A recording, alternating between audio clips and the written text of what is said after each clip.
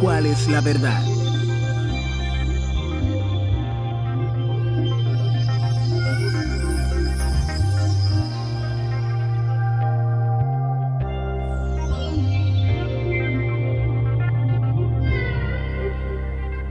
Bien, estamos ya casi en las últimas partes de toda la primera parte, que es del capítulo 1 al 5. Les recuerdo que esa es la parte de la, Biblia, de la vida de la iglesia en Jerusalén. Después comenzará la iglesia a crecer y comenzará a ser extrovertida, comenzará a partir del capítulo 6 a comenzar la misión, a ser misionera, comenzará por las regiones de Israel y después a los confines de la tierra. Por lo tanto, estamos todavía en la vida de Jerusalén. Aquí ha habido un discurso de Pedro y Juan ante el Sanedrín, y ellos dijeron que no, y punto, que ellos iban a seguir obedeciendo primero a Dios y después a los hombres. Y ahora vuelven. Es el momento en que vuelven ahora a la comunidad. Han sido soltados, han sido amenazados, y se les dice: no prediquen más en el nombre de ese Cristo.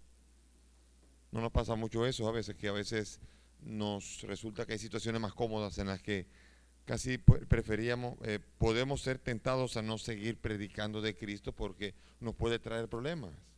Pero hay que ser obediente a Dios primero que a los hombres.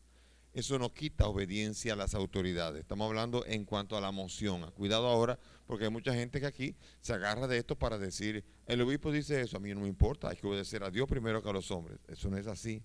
Y van a verlo como cuando habla Pedro, habla Dios, y quien engaña a Pedro, engaña a Dios. Eso será cuando Ananías y Zafira quieran engañar con el asunto de los dineros que vamos a ver ahorita. Esto ahora va a comenzar a ser más narrativo, va a ser mucho más ameno, va a ser más rápido, no va a ser como con la densidad que había al inicio. Al inicio había toda una densidad porque cada concepto era todo un sitting leven, que significa un contexto de vida y un contexto teológico intenso, pero ahora no. Ahora de vez en cuando nos vamos a detener, pero va a ser muy narrativa, el resto de la sección va a ser muy narrativa. Vamos a ver, comenzamos con el capítulo 4, versículo 23. Allí es donde vuelven otra vez. Bien, es decir, una vez libres, vinieron a los suyos y les contaron todo lo que les habían dicho los sumos sacerdotes y ancianos. Al oírlo, todos aún elevaron su voz a Dios y dijeron: Señor, tú que hiciste el cielo y la tierra, el mar y todo cuanto hay en ellos, tú que has dicho por el Espíritu Santo, por boca de tu padre David, tu siervo, nuestro padre David, tu siervo, ¿a qué esta agitación de las naciones, estos vanos proyectos de los pueblos? Ven, aquí los apóstoles comenzaron a contar que han comenzado a sufrir por Cristo. Y eso causa el estupor. Es la primera vez. Primer palo, primer golpe, primer apresamiento. Todavía no ha habido ningún azote, todavía no ha habido nada, pero ha habido ya una amenaza. Ya se está viendo que ser discípulo de Cristo, tal como Jesús lo había dicho, es peligroso y que iba a traer persecuciones, y no solamente persecuciones, cárcel y todo lo demás. Y ellos comenzaron entonces a sentir alegría.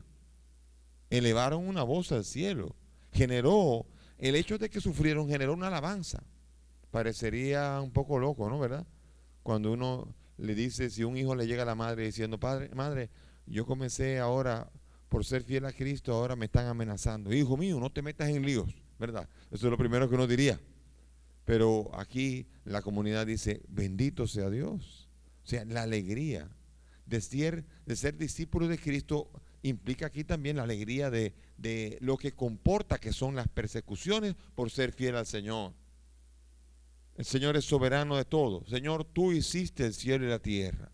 Tú eres el Señor. Tú eres el soberano. Y aquí se comienzan a citar las palabras del Salmo 2. El Salmo 2 es un salmo mesiánico. Acuérdense de la famosa, la han oído muchas veces seguro, ¿no? Tú eres mi hijo, hoy te he engendrado. Tú eres mi hijo, yo te he engendrado hoy. Esta es una cita del Salmo 2. Les recuerdo siempre que cuando uno cita la primera parte está citando el Salmo completo. Y aquí está haciendo referencia a la sorpresa de que el Mesías tenía que venir y se van a confabular los reyes de la tierra contra el Mesías. Pero el Dios del cielo le dice: tú eres mi hijo, yo te he engendrado hoy. Todo esto está contenido en el Salmo que se está citando aquí. Acuérdense que el Salmo nunca se recita completo, se recita siempre la primera parte, Dios mío, ¿por qué me has abandonado? Y todo eso implica el contexto que está narrando aquí, lo que está recordando, está evocando el Salmo. La gente se conoce. Les recuerdo que el Salmo no es un texto bíblico, es un canto. Y las canciones son fáciles de recordar.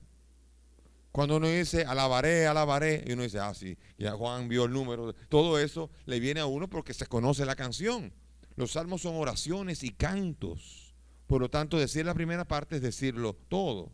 Yo tengo nuevo amor. Sí, ya uno sabe toda la canción. El que conoce la canción, el que se la sabe, ya recuerda toda la canción. No hace falta decirla toda en un momento de estar pensando y de estar haciendo interpretación.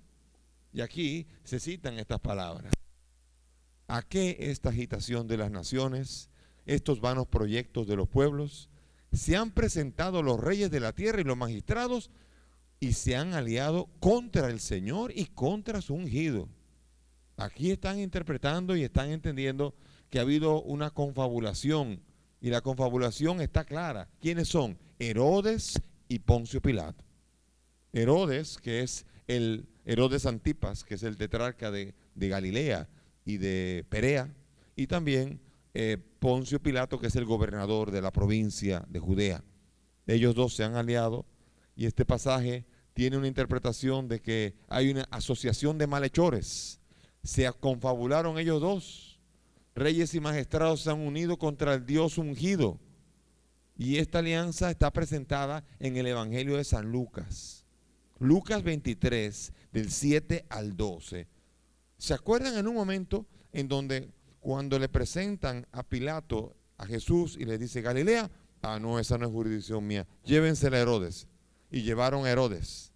Y Herodes le pidió un milagrito, le pidió no sé qué, y se cayó Jesús, no hubo palabra y lo devolvió. O sea que hubo un protocolo. Y dice la palabra que desde aquel momento se hicieron amigos, Herodes y Poncio Pilato. Se aliaron porque se sintieron como considerados, porque hubo uno que podía haber llevado a Jesús a su propio juicio, pero lo mandó allá por respeto a la jurisdicción, y el otro, como no encontró ningún problema, lo devolvió otra vez a la provincia, y eso hizo esa confabulación. Cosa curiosa, fíjense después ustedes, ese pasaje donde aparece Herodes solamente aparece en el Evangelio de Lucas. No aparece en Mateo, no aparece en Marcos, no aparece en Juan. Sorpresa, ¿verdad? Es Lucas. Lucas, el que está componiendo la obra del Evangelio de Lucas y Hechos de los Apóstoles, es el único que habla de Herodes. Herodes no aparece en aquel momento en ningún otro evangelio. Por lo tanto, aquí Lucas está siguiendo y está remachando la idea de que Herodes y Pilato, movido por un designio divino, iba a ocurrir, que ese salmo profético estaba anunciando que el Mesías iba a morir por la confabulación entre los reyes y los magistrados, que son Pilato y Herodes en este momento. Entonces, los apóstoles, en lugar de esto, lo que piden es sabiduría, fortaleza. Porque miren el versículo 27. Porque verdaderamente en esta ciudad se han aliado Herodes y Poncio Pilato con las naciones y los pueblos de Israel contra su santo siervo Jesús, a quien has ungido. Están orando y están entendiendo en el Salmo, Señor, esto es lo que está pasando. El Salmo 2 se está cumpliendo aquí. Al que tú has ungido, a ese lo han matado. Y entonces piden ahora fortaleza para realizar lo que en tu poder y en tu sabiduría habías predeterminado. Y ahora, Señor, ten en cuenta sus amenazas y concede a tus siervos que puedan predicar tu palabra con toda valentía. Parresía. Parresía, que es la valentía para atreverse a predicar a Cristo independientemente de las consecuencias que puede traer esto. Danos valentía, Señor. Nos están amenazando con palos. Nos están amenazando con azotes. Y en lugar de decir, Señor, líbranos de esto, muy importante, en vez de decir, Señor, que no nos den azote. Eso podría ser muy lógico, que uno dijera, Señor, que no me pase nada. La bella oración de los discípulos es, Señor, cuando venga esto, dame la valentía para que no me calle, para que no deje de predicar a Cristo y para que soporte con valentía todo esto. Fuerte. Es muy importante esto. nosotros en nuestras oraciones estamos constantemente pidiendo, Señor, quítame ese problema. Y no estoy pidiendo, Señor, dame fuerza para afrontarlo. Señor, esta persona que tanto me impacienta, sácala del medio. No, Señor, dame la paciencia para aguantarla. Y así por el estilo. Tenemos que pedir las herramientas para afrontar los problemas, lo que nosotros llamamos problemas. Porque muchas veces nuestro enfoque es egoísta. Me tienen que atender a mí, me tienen que hacer a mí, no me pueden molestar a mí, no se pueden meter conmigo, Señor, por tanto, quita todo eso de aquí. Y en lugar de esto, Señor, hazme un buen testigo para que en todas estas circunstancias yo demuestre que soy cristiano. Y esto es lo que están haciendo ellos. Es muy importante para la iglesia, es muy importante para los cristianos aprender a pedir, no tanto que se quiten los problemas, sino tener la fuerza para afrontarlos. Y esa es la belleza de la oración que están haciendo aquí los apóstoles. Oran para tener valor, para atreverse a predicar el mensaje sin temor, sin parcialidad, con claridad, con firmeza, con decisión y sin miedo de ningún tipo. Y entonces así van a poner señales y la persistencia en ellos para que lo que pasó con el cojo de la amenaza y ahora no pueda pasar con ellos. Y ellos no pueda pasar con ellos que se echen para atrás. Y ahora, Señor, ten en cuenta sus amenazas, concede a tus siervos que puedan predicar tu palabra con toda valentía, extendiendo tu mano para realizar curaciones, señales y prodigios por el nombre de tu santo siervo. Señor, que no dejemos de seguir orando por los enfermos, que no dejemos de seguir predicando, que la gente que nos quiere inhibir de todo esto, que no nos meta miedo, que no perdamos el miedo. Y dice aquí, acabada la oración, retembló el lugar donde estaban reunidos. Y todos quedaron llenos del Espíritu y predicaban la palabra de Dios con valentía. Retembló. Aquí puede ser dos cosas. Puede ser que tembló de verdad la tierra, o puede ser que se estremeció. A veces que el retemblor no tiene que ser físico, puede ser un estremecimiento, una fuerza donde se decidieron. Cuando alguien va a hacer una prueba deportiva, que uno se nota que va a ser algo fuerte porque está estremecido, está listo para. Y aquí se estremeció, se llenaron del Espíritu Santo. Y aquí no importa si fue uno o el otro, lo importante aquí es que hubo una presencia del Espíritu. No hubo un nuevo bautismo, lo que sí hubo fue un nuevo derramamiento del Espíritu Santo. En breve, regresamos con ¿Cuál es la verdad?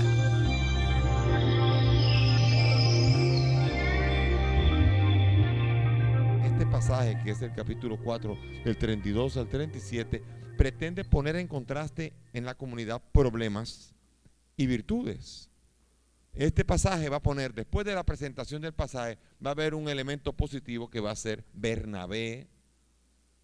Bernabé va a dar su terreno, lo va a vender y va a dar el dinero a la comunidad y va a ser una bendición.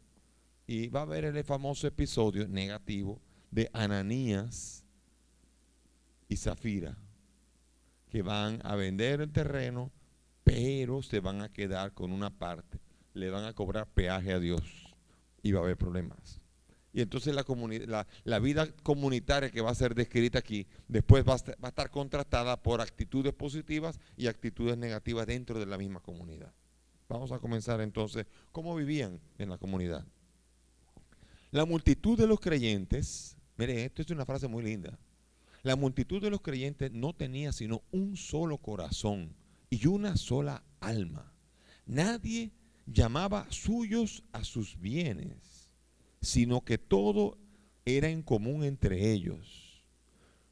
Los apóstoles daban testimonio con gran poder de la resurrección del Señor y gozaban todos de gran simpatía. No había entre ellos ningún necesitado, porque todos los que poseían campos o casas los vendían, traían el importe de la venta y lo ponían a los pies de los apóstoles y se repartía a cada uno según su necesidad. Qué belleza esta parte. Una comunidad llena del Espíritu Santo tiene esta característica: un solo corazón, una sola alma. Nadie llama suyo a lo que tiene y todo estaba en común entre los hermanos. eso es un signo de que el Espíritu Santo estaba en ellos. Por tanto, si no ocurren estas cosas, podríamos decir que el Espíritu Santo se alejó de ahí. Muchas veces pasa en las comunidades que un solo corazón, ¿ustedes creen? ¿Cuántas comunidades vemos nosotros alrededor de nosotros que lo que menos parece un corazón, parecen 50 corazones diferentes? Cada uno latiendo a un ritmo diferente. Una sola alma. Nadie llamaba suyo a lo suyo. Y todo era en común entre ellos. ¿Qué diferencia? Por eso el Espíritu, dicen los teólogos que una de las obras del Espíritu Santo, principales obras del Espíritu Santo, es unir a los cristianos, formar un solo corazón, formar una sola alma, compartir los bienes y no dejar que ninguno en la comunidad pase necesidad. Si algunas de estas cosas no están aquí, el Espíritu Santo todavía tiene que actuar mucho, porque es un solo Espíritu, una sola fe, un solo Señor, es un solo Dios que es Padre de todos y que nos invita a nosotros a ser auténticos hermanos. Entre hermanos no es posible que uno pase necesidad y el otro no. Entonces los más ricos parece que tenían previsión para dar el dinero a los más pobres. Nadie pasaba necesidad. Después hubo problemas.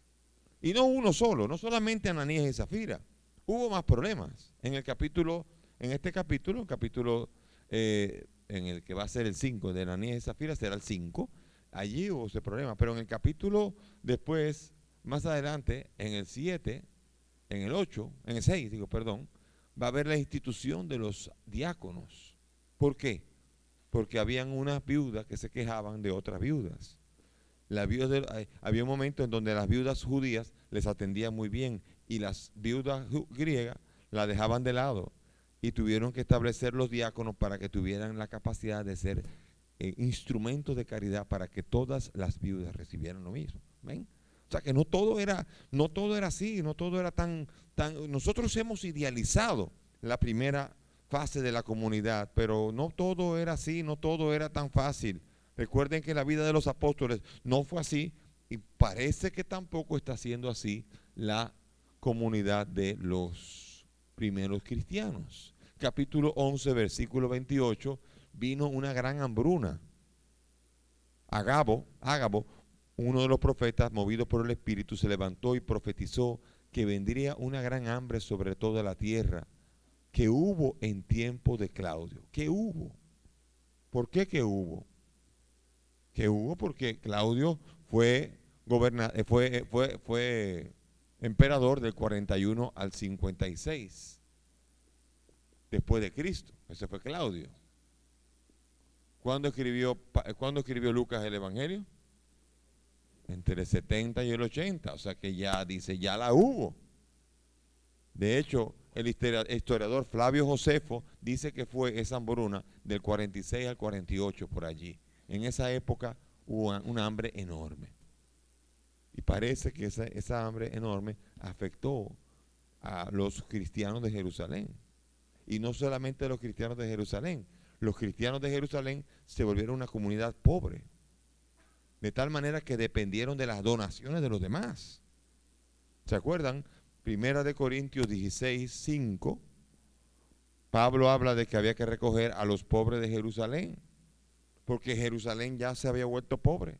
Esa hambruna del año 46 dejó en la pobreza y en la miseria no solamente a los apóstoles, a toda la ciudad de Jerusalén y sus alrededores. Hubo hambre. Cuando hay hambre es un problema. Es más difícil compartir. Y la necesidad es mayor. También el famoso capítulo 2 de Corintios del 8 al 9, toda lo que es la colecta hacia Jerusalén.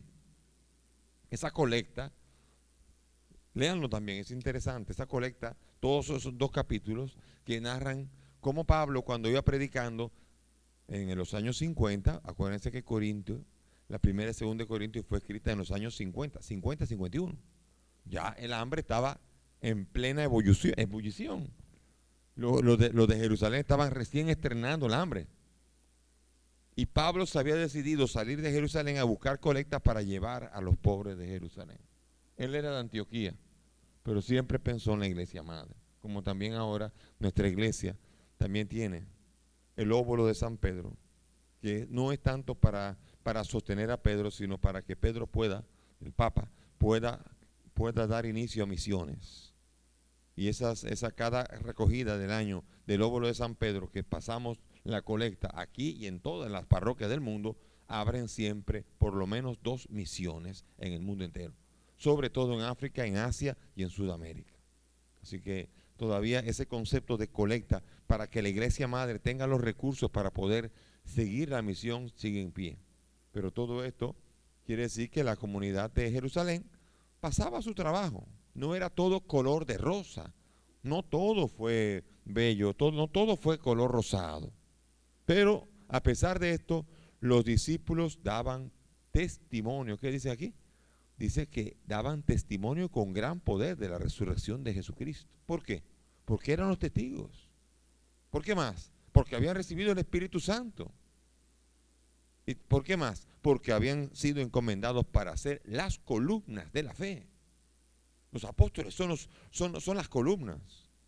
Así como ahora en las comunidades, me toca a mí mucho visitar las comunidades parroquiales. Y yo veo la alegría que tiene la comunidad cuando un obispo le visita. ¿Cuánto más será cuando el apóstol, el que estuvo con el Señor, el que vio a Cristo resucitado, al que se le apareció, ese que dice, yo me imagino a Santiago, a Juan, visitando comunidades. Juan, cuéntanos. Háblanos de eso, háblanos de Jesús, porque es que debía ser una pasión. Es volver a escuchar otra vez el testimonio de Juan, habiendo visto la llaga de Jesús, estremeciéndose, llorar, y sobre todo cuando Tomás iba, no, yo hasta no creí, que se me tuvo que aparecer y le metí las manos en el costado, y a llorar se ha dicho. Y eso debía ser el sostenimiento, el testimonio con poder, porque el Espíritu Santo estaba en ellos, y porque ellos habían sido los testigos presenciales de Jesús, porque habían escuchado sus enseñanzas, porque sabían lo que Jesús había enseñado. Yo he aprendido por testimonio qué es lo que Jesús ha enseñado. Tú y yo, porque tenemos 2000 años atrás. Pero ellos oyeron de Jesús lo que Jesús enseñó. Y ellos podían decir, eso no lo dijo el Señor. Eso sí lo dijo el Señor. Yo puedo decir, Pablo dice que eso no lo dijo el Señor, o Pedro dice que eso no lo dijo el Señor, pues yo no puedo decir nada por mí, ni tú, porque somos la herencia, aquellos dichosos que creemos sin haber visto. Todos los que hemos sido testigos por la fe del testimonio que esos grandes apóstoles, columnas de la iglesia, le dieron al mundo. Por eso ellos predicaban, daban testimonio con gran poder y gozaban de gran simpatía. Esa belleza de la benevolencia de ellos se había granjeado la simpatía, y sobre todo una cosa bella, no había necesidad entre ellos. Todo lo que tenían lo ponían al servicio del bien común. Lo ponían a los pies de los apóstoles. Muchos vendían todo y se lo daban a los apóstoles. ¿Por qué? Porque son mis hermanos, porque un día será por mí y otro día será por los demás, y somos toda la comunidad cristiana. Imagínense, yo no sé ahora, no conozco mucha gente vendiendo su terreno. Un terreno de 10,000 metros, lo dio a quién se lo dio. Hay problemas. Después están los herederos que se le pelean, o sea, ahora hay problemas. Y es más difícil pensar en esto, pero la belleza de que esta magia, esta belleza de la vivencia de la fe de los apóstoles produjo el deseo de adherirse, y no de adherirse simplemente anotándose ahí, sino entrando de lleno y entrando con todo lo que tenía. Ojalá entráramos así en la iglesia, dándole a la iglesia nuestro dinero, nuestro tiempo, nuestro esfuerzo, nuestras ilusiones, nuestra fe. Es necesario entrar de lleno a la iglesia, es necesario meterse de lleno. No solamente el domingo a misa, eso es a veces pasa a ser un cumplimiento, ir a misa el domingo. Hay que ir a misa el domingo, no hay que ir a misa el domingo. Quien está enamorado de Jesús no necesita que lo obliguen a ir a misa el domingo, va a ir a misa no solamente el domingo, sino cada vez que pueda. Cada vez que pueda tener la oportunidad de tener un encuentro con Jesús, al que ama, lo va a hacer. Así que no es necesario, y tampoco es necesario decirle al que ama a Cristo que comparta para que se lo dé al que necesita, tampoco. Pero lo ponían a los pies de los apóstoles. Importante esto. Porque ahora vienen muchas de esas donaciones que la gente quiere dar. Digo, ay, yo quiero dar mi dinero, pero yo se lo quiero dar a las viejitas que están allá, a esas que, ay, yo fui una vez y me hicieron sentir tan bien, y ay, la pobre, entonces yo quiero darle el dinero a ellos.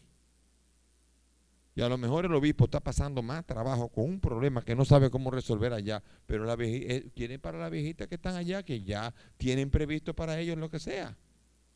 Entonces, por esto, ponerlo a los pies de los apóstoles significa ponerlo a disposición de la iglesia para que la iglesia, que sabe de qué tiene necesidad, pueda ser la que disponga del dinero. ¿Cuánta gente? Yo recuerdo, fui un buen tiempo, fui el vicario de administración. Fueron muy pocas, pero muy pocas las veces que yo vi a alguien que dijera, vengo aquí al arzobispado a darle el dinero a la iglesia para que ella lo use en lo que ella necesite. No. Mucha gente dice, el arzobispado está lleno de cuartos, le sobra el dinero. Cosa que no es verdad. Necesita mucho para muchas obras. Eso sí es verdad. Y entonces uno dice, bueno, yo el diezmo se lo doy yo a quien me parece. No es a quien te parece. Deja que la iglesia, deja que el obispo titular, el arzobispo en Santo Domingo, el obispo en Barahona, el obispo en San Juan, el obispo en Baní, y en cada uno de los obispos sea el que decida, porque él conoce más que nadie las prioridades de necesidades de sostenimiento de la iglesia y de las obras de la iglesia. Por eso lo ponían a los pies de los apóstoles, significa ponerlo para que él, el apóstol, el representante de Dios, el pastor de la grey que está allí, sea el que decida en qué se va a usar. Porque tenemos que suponer que, salvo algún caso que pueda pasar, normalmente los párrocos están preocupadísimos por necesidades específicas de la iglesia. Los obispos están preocupadísimos por necesidades específicas de la iglesia. Y por eso es sostener la iglesia. En breve, regresamos con ¿Cuál es la verdad?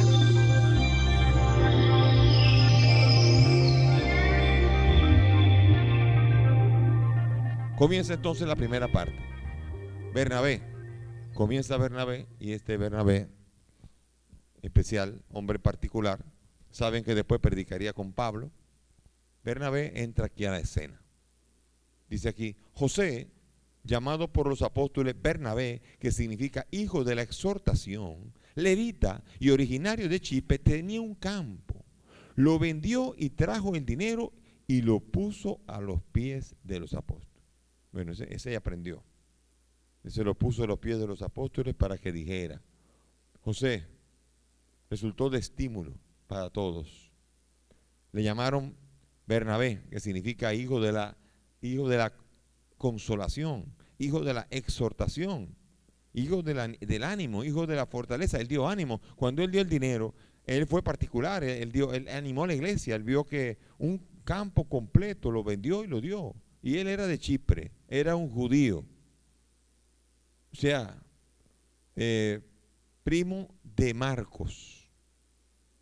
Seguro, dice Colosenses 4:10, que Bernabé era un primo de Marcos. Como pueden ver ahora, ya hay familiares. ¿Saben quién es Marcos, no? Juan Marcos fue el que comenzó a predicar con Bernabé y Pablo, con Bernabé su primo y Pablo, y después se echó para atrás, se rajó, y después de allí Pablo no lo quiso más. Y Bernabé se lo llevó con él porque era su primo querido, y Pablo se fue con Silas. O sea, Bernabé no abandonó a su primo. Y después, sobre todo, cuando lo trajo a los pies de Pedro, y Marcos creció bajo la sombra de la enseñanza de Pedro. Y después, para buena enseñanza de Pablo el picoso, después en la cárcel el que le fue a ayudar siempre y que nunca lo abandonó fue ese Marcos. El Marcos que cuando era un jovencito se echó para atrás, pero ya maduro se volvió un discípulo y un fiel colaborador, primero de Pedro y después de Pablo. Ese Marcos.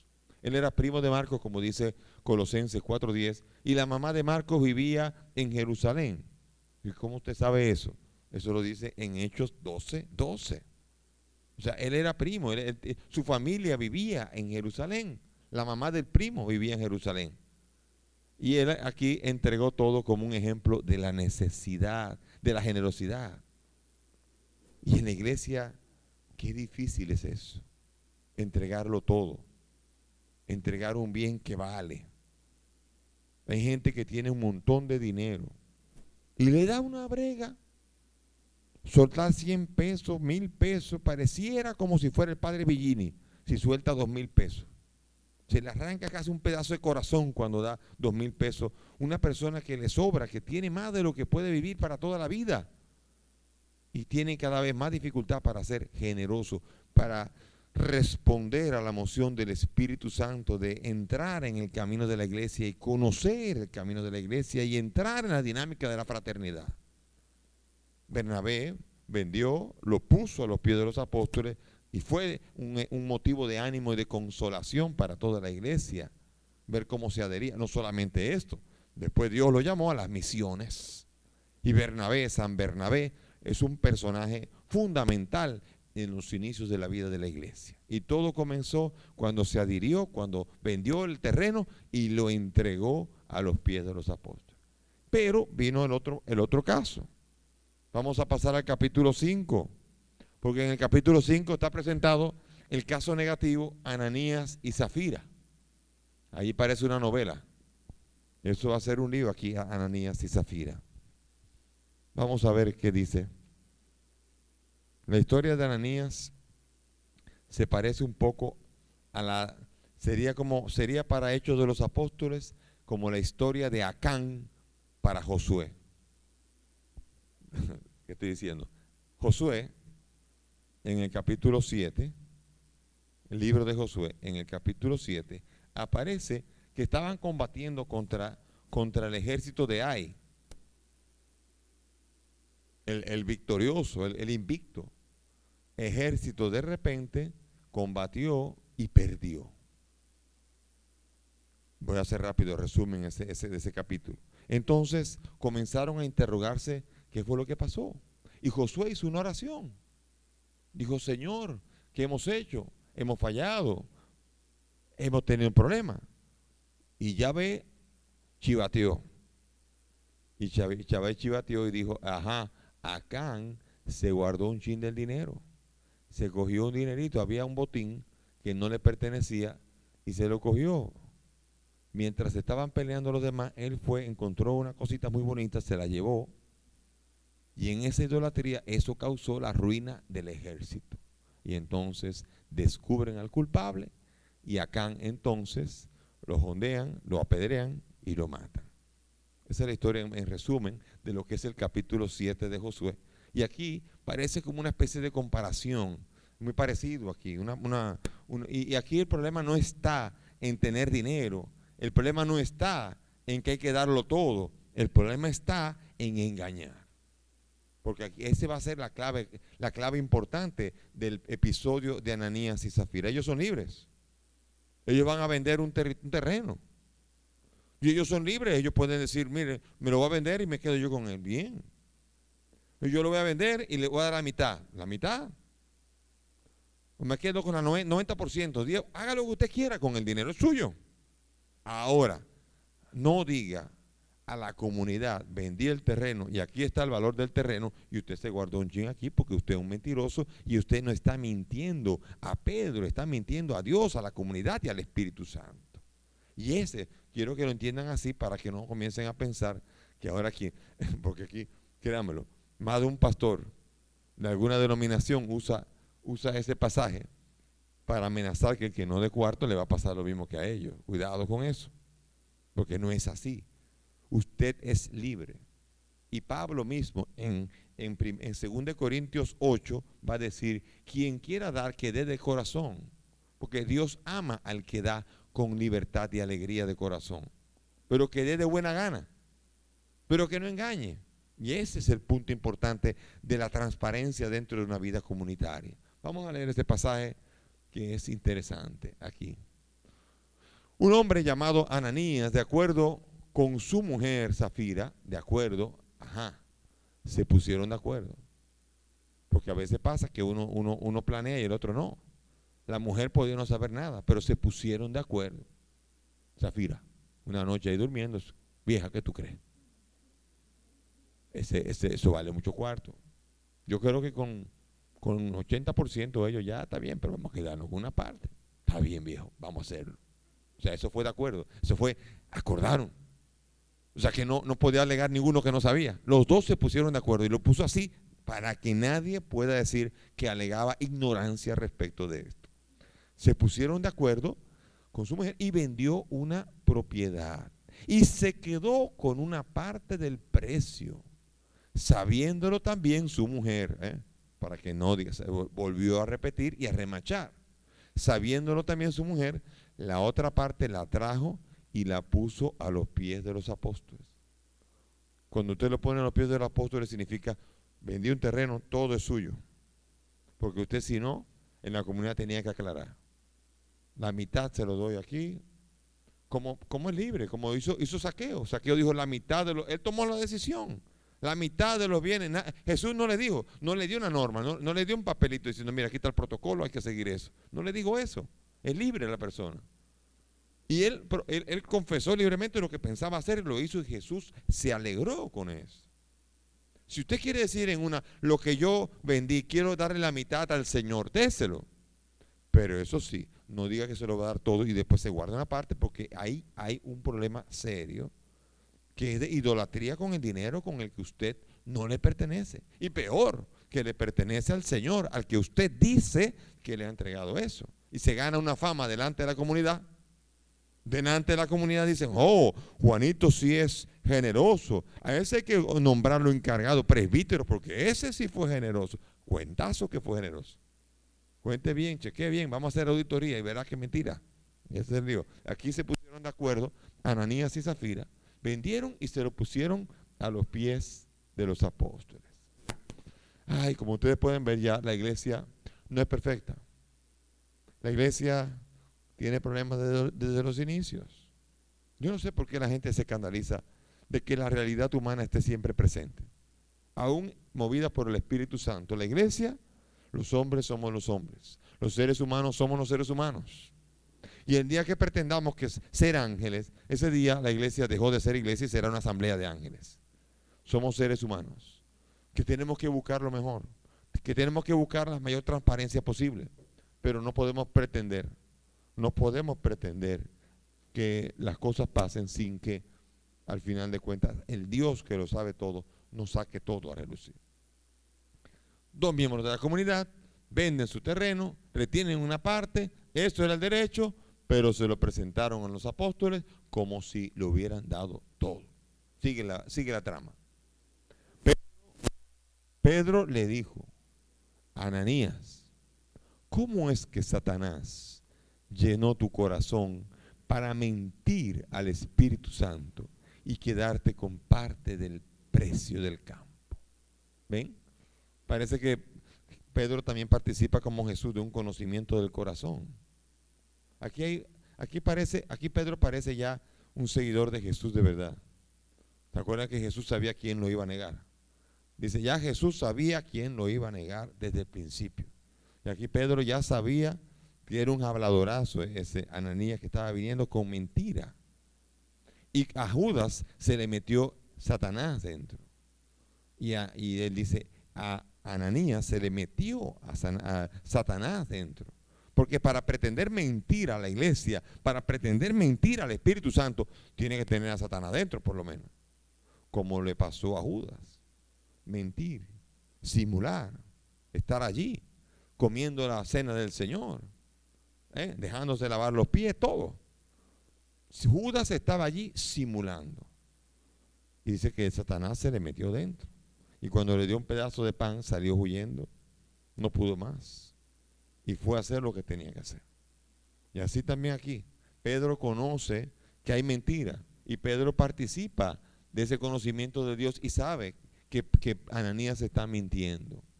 Reprende a Ananías. La obra de Satanás. El pecado aquí está no solamente en mentir a Pedro, es mentir al Espíritu Santo. Al quedarse con una parte de ese dinero, quiere decir que ese no era el valor del dinero. Pretender dar a conocer a Dios un conocimiento que Él sabe más que nadie lo que es. ¿Cómo puede uno engañar al que lo conoce todo? ¿Cómo puede uno pretender engañar? Esto lo aplico también en la confesión. Si uno se confiesa, y dice mentiras o no lo dice todo. Y entonces uno dice, bueno, el padre no se dio cuenta. Claro que el padre no se dio cuenta. Pero el problema fue que Dios sí se dio cuenta. E invalida todo. Toda la confesión queda invalidada por la mentira, porque no ha mentido al sacerdote, ha mentido al Espíritu Santo, que era el que le iba a dar la gracia perdonadora. ¿Ven? Así que aquí la gravedad no está en que le dijo una mentira al sacerdote. La mentira se la dijo al Espíritu Santo, a Dios, al Espíritu que tenía que darle al penitente esta nueva vida. Y entonces, ¿cómo puede uno engañar al que lo sabe todo? Eso es serio. Ananías entonces se quería ganar la publicidad, porque Bernabé acaba de darlo todo y lo puso a los pies de vieja. Nos toca a nosotros, vamos. El cuentazo. Se lo puso y era mentira. Quería ser valorado por una mentira. Entonces, ¿qué pasó? Es que mientras lo tenías, no era tuyo, y una vez vendido, no podías disponer del precio. O sea, él podía hacer lo que quisiera con eso. Pero el problema no fue que no lo dio todo, porque no tenía por qué darlo todo. ¿Por qué te determinaste en tu corazón hacer esto? No has mentido a los hombres, sino a Dios. ¿Ven? Ananías no está obligado a tener que venderlo todo. Pero lo que sí está obligado es a ser transparente. Lo que sí está obligado es a no mentir. Lo que sí está obligado es a ser veraz, a no ser mentiroso, a no ser tramposo. Entonces por esto sí lo vende. Bueno, claro, está la presión social, la reputación. Aquí cuánta gente que simula, que allanta, que presenta, cuánta gente que quiere pretender lo que no es.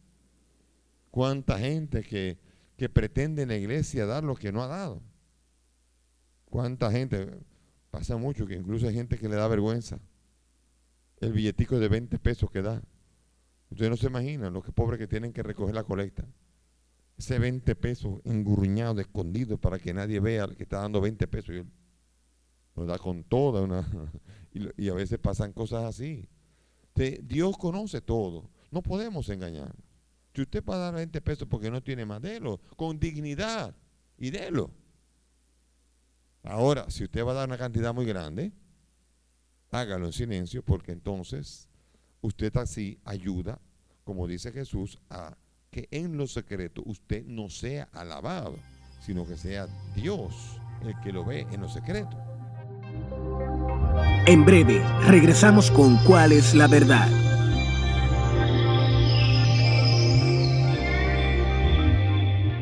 Dice en el versículo 5, al oír Ananías estas palabras, cayó y expiró. Un soponcio, se murió, patatús, teperepe, le dio de todo, se fue y expiró, murió. Aquí suena raro. El pecado alcanzó a Ananías y el efecto del pecado lo mató. No fue Pedro. No fue Pedro que le sopló. No fue así la cosa. Fue que cayó en cuenta del pecado, cayó en cuenta de la mentira, cayó en cuenta de ese pecado que no puede ser perdonado. La blasfemia contra el Espíritu Santo. Aquí hubo mentira, aquí está presentado un hombre que ha cometido un sacrilegio y muere. Eso me recuerda a mí, segunda de Macabeos, capítulo 12, ¿se acuerdan? Cuando en un momento determinado están en la batalla y murieron. Y cuando comenzaron a recoger los cuerpos de los judíos que habían muerto, todos tenían ídolos de Yamnia guardados. Y por eso habían muerto. Y todo el mundo se quedó sorprendido, los demás. Y el jefe de la guardia dijo, cuídense ustedes del pecado. Y los enterraron y mandaron a Jerusalén una ofrenda para que les fuera perdonado el pecado. O sea que el pecado tiene sus consecuencias. Sobre todo cuando el pecado es directamente contra Dios. Muchos pecados pueden ser por ignorancia, por debilidad. Muchos pecados pueden ser por cualquier cosa. Pero un pecado voluntario contra Dios es luchar contra Dios. Es ponerse de frente con el Señor. Y eso es serio. Eso es muy serio. Y por eso muere Ananías. Se levantaron los jóvenes, le amortajaron y lo llevaron a enterrar. Lo enterraron rápido. No había como una especie como de certidumbre del papeleo que había que hacer. No fueron enterradores públicos, no mandaron a buscar al legista. Simplemente, muchachos, ven, vamos, recójanlo, entiérrenlo. Lo enterraron de una vez. Y después de 3 horas, llega Zafira, que no se ha enterado de nada. No tiene Facebook. Nadie subió la foto de Ananías. No se enteró, no tenía internet, no tenía nada, no había noticias. CNN no decía nada de eso. Llegó 3 horas después quitada de bulla, como aquí no pasó nada. ¿Qué pasó? Hola. Fuera de es simpática la escena aquí. Pero aquí la comunidad la espera. 3 horas más tarde entró su mujer, que ignoraba lo que había pasado. Y entonces Pedro le pregunta, dime, ¿han vendido el campo en tanto? O sea, en el dinero que ustedes me dieron, usted me dio tanto. ¿Ustedes vendieron el terreno en tanto? Y ella respondió, sí, en eso. ¡Ay! Lo dijo. Lo dijo. La misma fórmula. Mentira contra el Espíritu Santo. Y Pedro le replicó, ¿cómo se han puesto de acuerdo para poner a prueba el Espíritu del Señor? Mira, aquí a la puerta están los pies de los que han enterrado a tu marido. Ellos te llevarán a ti. Y al instante ella cayó a sus pies. Entrando los jóvenes, la hallaron muerta y la llevaron a enterrar junto con su marido. Toma. 1 y 2. 1, 2. Se fueron los 2. Otra que mintió. Se defendió descaradamente, pero ella era cómplice y no era veraz ante Dios. Uno puede decir una mentira por miedo a la gente. Los niños dicen mentiras, a veces para evadir problemas. Una persona puede decir mentiras por miedo. Una persona puede decir mentiras y no debe decirlas, es pecado. Pero mentir al Espíritu Santo, mentir bajo juramento, mentir ante las cosas sagradas, eso es serio. Y por eso aquí queda simbolizada aquí una Zafira que repite la falsedad de su marido, se defiende descaradamente y los pies de los que han enterrado, tú seguirás el mismo camino, ella cae muerta. Ella tiene doble peso, el pecado y la muerte de su marido. Versículo 11, un gran temor se apoderó de toda la iglesia y de todos cuantos oyeron esto. Ananías y Zafira, ¿eran creyentes genuinos, sí o no? No lo sabemos. No se comportaron como tal, pero no lo sabemos. No se puede decir que no lo eran, porque el pecado no es un signo de que uno no es un creyente. Un signo de que uno no es creyente es cuando uno persiste en el pecado, cuando uno sabe que ha pecado y uno quiere permanecer en el pecado, entonces ahí es que está el problema. Porque definitivamente Jesús perdonó a todo pecador. A la adúltera, a la mujer adúltera la perdonó a tus pecados te son perdonados, te perdono aquí, vete y no peques más. A todo el mundo perdona, a todo el que llega con una actitud sincera. Pero aquí no hay sinceridad. Aquí no solamente esto, te llamas cristiano y estás engañando vilmente, pretendiendo engañar al mismo Espíritu Santo de Dios. Todos se llenaron de miedo, la comunidad tembló, dijeron, bueno, eso me puede pasar a mí. Así dijeron, eso que les pasó a ellos me puede pasar a mí. Y por eso es la primera vez, como dice el versículo 11, es la primera vez que usa la palabra iglesia en Hechos de los Apóstoles. Un gran temor se apoderó de toda la iglesia y de todos cuantos oyeron esto. Ajá. Aquí es la primera vez que comenzamos a entender que la comunidad de los creyentes es la iglesia de Jesucristo. Tú eres Pedro y sobre esta piedra edificaré mi iglesia. Mi iglesia, mi iglesia, mi iglesia. Y por fin en Hechos de los Apóstoles, después de 5 capítulos, es la primera vez que aparece ya la palabra iglesia, que es la iglesia de Jesucristo. Esa es la iglesia que está siguiendo al Señor. Y la iglesia se llenó de temor. No todo era color de rosa. No todo era crecimiento. No todo era belleza. También había pecado, como todavía lo hay en la iglesia. Hay pecado y hay gracia. Hay santidad. Hay cosas buenas. Hay mucha gente buena entre los laicos. Hay mucha gente buena entre los sacerdotes. Hay mucha gente buena en la iglesia. Hacen menos ruido, cacarean menos sus huevos. Sin embargo, también hay la cizaña. Eso fue algo que el Señor previó y es algo que no podremos evitar jamás.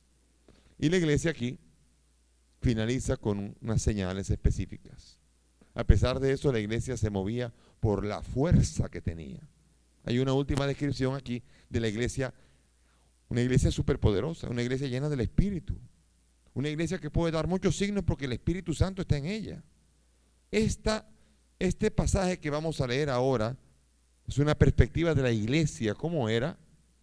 Parece que se ha recuperado el mismo espíritu del ministerio que Jesús había ejercido en la iglesia, en la vida pública. ¿Se acuerdan que siempre le traían los enfermos y los curaba a todos? Y hacía grandes señales y hacía grandes cosas. Vamos a ver aquí como si Jesús estuviera allí entre los apóstoles. Ya no hace falta que Jesús esté físicamente ahí porque Jesús está con ellos y ellos son capaces de hacer los mismos signos y hasta más de lo que hacía Jesús en vida pública. Vamos a ver. Por mano de los apóstoles se realizaban muchas señales y prodigios en el pueblo. Este otro pasaje que habla, pero en dimensión pastoral de la vida de la iglesia. Esta dimensión que va a provocar la prisión. Dentro de un poquito van a caer presos, no Pedro y Juan. Después de esta fuerza que vamos a presentar aquí, vamos a ver la semana que viene cómo caen presos los 12. Trancaron a los 12. Vamos a ver. Por mano de los apóstoles se realizaban muchas señales y prodigios en el pueblo. Sigue esa atmósfera. El número de los creyentes crecía. Solían estar todos con un mismo espíritu en el pórtico de Salomón. Pero nadie de los otros se atrevía a juntarse con ellos. ¿Quiénes son nosotros? Los que no estaban viviendo. Yo estoy seguro que alguno más, como Ananías y Zafira, se guardó los cuartos y dijo, ay, a mí no me descubrieron. Y se fueron yendo porque a los que no descubren, y comenzamos a ver estos signos, comenzamos a ver que hay problemas. Porque comenzaron a entender los apóstoles que no era una fuerza contra la iglesia, Pedro, Juan, no, era la iglesia que es la de Dios. Y meterse con la iglesia es meterse con Dios. Aunque haya mucha gente ahora que no quiera hacerte creer eso a ti y a mí. Burlándose de la iglesia, a veces le quiere quitar a la iglesia la representatividad del Señor que tiene. Lo haga bien o lo haga mal. Ella es la representante, es la que continúa la misión de la iglesia y lo debe hacer lo mejor posible. Y tenemos que orar y tenemos que colaborar y tenemos nosotros que formar parte de esa iglesia que lo hace lo mejor posible. Pero es la iglesia. Y aquí vemos nosotros que solían estar en un solo espíritu, nadie se atrevía a juntarse con ellos, aunque el pueblo hablaba de ellos. Los creyentes cada vez eran mayores en número. Se adherían al Señor una multitud de hombres y de mujeres. Se adhieren todos. Y ahora viene algo importante. Hasta la sombra de Pedro. Aquí viene el famoso pasaje. Dice aquí, hasta tal punto que incluso sacaban los enfermos en las plazas y los colocaban en lechos y camillas para que al pasar Pedro, siquiera su sombra cubriese a alguno de ellos. Así los curaba.